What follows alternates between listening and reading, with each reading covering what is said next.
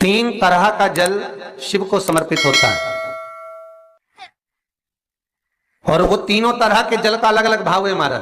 पहला जल सादा, घर से पानी लेकर गए, जल लेकर गए, शंकर को चढ़ाया, वो हमने घर का अपना एड्रेस बता दिया, भगवान शिव को जल चढ़ाकर अपने आनंद के लिए शंकर से कुछ प्राप्त कर लिया। दूसरा जल, जल के कलश में थोड़ा सा इत्र डालकर शंकर को जब समर्पित करते हैं तो महाराज घर में अगर कोई व्यक्ति बहुत रोगीला है, बहुत रोगीला, एक शिव महापुराण में, स्कंद पुराण में, नर्मदा पुराण में, भविष्य पुराण में, अग्नि पुराण में, नारद पुराण में, बरहा पुराण में, वामन पुराण में जितनी चीजें लिखी गई है एक एक प्रैक्टिकल कर देखो तो शिव महापुराण, स्कंद पुराण का यह भाव याद करिए कि एक लोटे पानी में इत्र मिलाकर, जल में इत्र मिलाकर, बहुत रोगीला व्यक्ति, बहुत बीमार व्यक्ति है, एक लोटा पानी उसका हाथ का स्पर्श कराकर शंकर को चढ़ाना प्रारंभ कर दीजिए। महाराज केवल 5 या 7 दिन चढ़ाओ और वो 7 दिन के बाद में उस बीमार व्यक्ति का क्रम देखिए कि उसमें कितना आराम लगा है। औषधि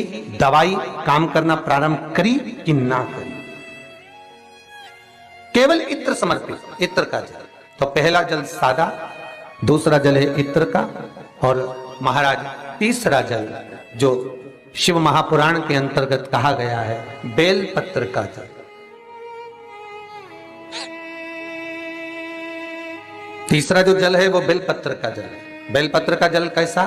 तो महाराज शिव महापुराण की कथा कहती है कि जल के पात्र में एक बेलपत्र अंदर डालकर उस जल के पात्र को ले जाकर शिव को समर्पित करना, अर्थात अपनी मन की कामना भगवान शंकर से कह देना। केवल बेलपत्र के माध्यम, बोलना नहीं है हमको, कुछ हमें कुछ कहना नहीं है। 3 तरह का जल का जो व्याख्यान वर्णन किया गया, एक सादा जल जो भगवान को कहा, आपने अपना एड्रेस बता दिया, आपने अपने मन का भाव बता दिया। इत्र का जो जल चढ़ाया गया वो केवल रोग मुक्ति के लिए चढ़ाया गया। और तीसरा बेलपत्र, अगर उस जल में एक बेलपत्र भी पड़ी हुई है और वो बेलपत्र पड़ा हुआ जल आप जिस भाव से चढ़ा रहे हो, जिस कामना से चढ़ा रहे हो, शंकर वो कामना